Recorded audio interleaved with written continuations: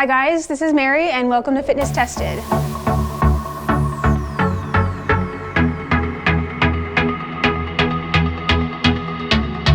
Be sure to like and subscribe to follow our page for all of our new shoe reviews and updates. This week we're talking about the Nike Zoom Invincible Run version 3. This shoe just recently updated from version 2 and it did kind of have a big overhaul with the looks. Previously it was kind of big and fat and clunky looking and just not the most attractive running shoe out there. Now they have kind of streamlined it down. It looks a lot better than it used to, and of course it feels like the great high cushion shoe that we all love. As with the previous model, this is considered a high cushion shoe. It does use that ZoomX foam, so it's super soft, really bouncy. This is gonna be a great shoe if you're looking for something that's really gonna allow your heel to sink in, or if you want something that's super soft. This shoe is still pretty lightweight. It is 9 ounces for a women's 9 or 11 ounces for a men's 11. So still very lightweight, definitely going to not weigh you down when you're out running or make you work. This is also a neutral shoe. So there is no support along the inside or any posting, so this would be ideal for a neutral or supinator. So sorry pronators, if you do tend to roll to the inside, we would definitely recommend the Nike React Infinity Run for you.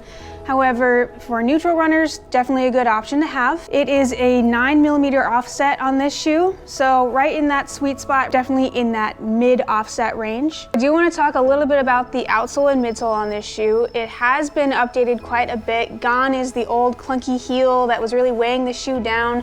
So as you can see, it is much more refined. It does look like Nike literally just took a razor and just chopped that little piece off there on both sides. That is nice. I did not really care for that on the older model. I thought it kind of got in my way. So I'm really hoping that this sleek new design is going to prevent that from happening. I can show you guys what that looked like. As you can see, a lot bigger, a lot clunkier. Not a great design, especially if you tend to kind of brush the inside of your shoe like some people do. The other thing that I really liked is it is a little bit wider here in the midfoot, so I feel like it provides a little bit more stability through the mid strike and through your stride in general. I don't really like a shoe that is too narrow here, just because it does make me feel a little too unstable, even as a neutral runner. Definitely like that update about this as well. I want to talk a little bit about the upper on this shoe as well. It is a little bit different. It is still going to be that fly knit upper, which is that single mesh upper. There's not going to be too many seams or anything like that. I think it is fitting a little bit more on that snug side. So I think it's a little bit better than it used to be. It is still wide in the toe box here, but it is gonna be kind of hugging your foot a little bit more. The heel collar too has kind of been updated. It is also gonna be a little bit more snug.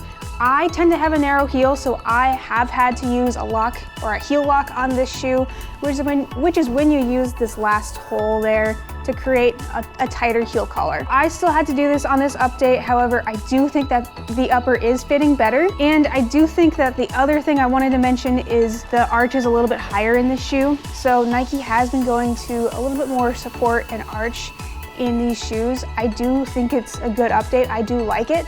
However, I would definitely want to have you try it on and make sure that it's going to work for you.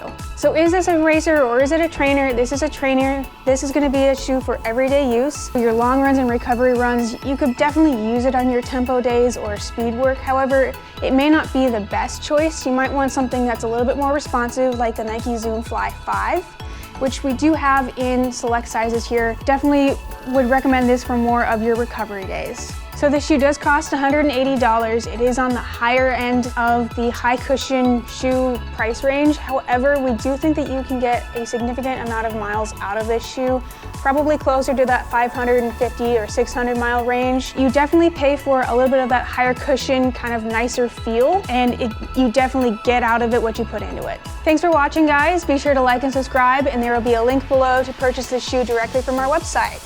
I'm gonna get back to my coffee now because it's way too early.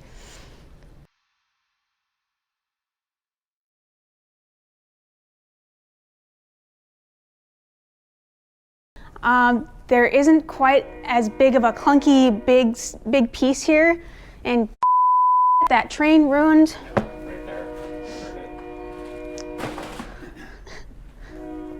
This last hole.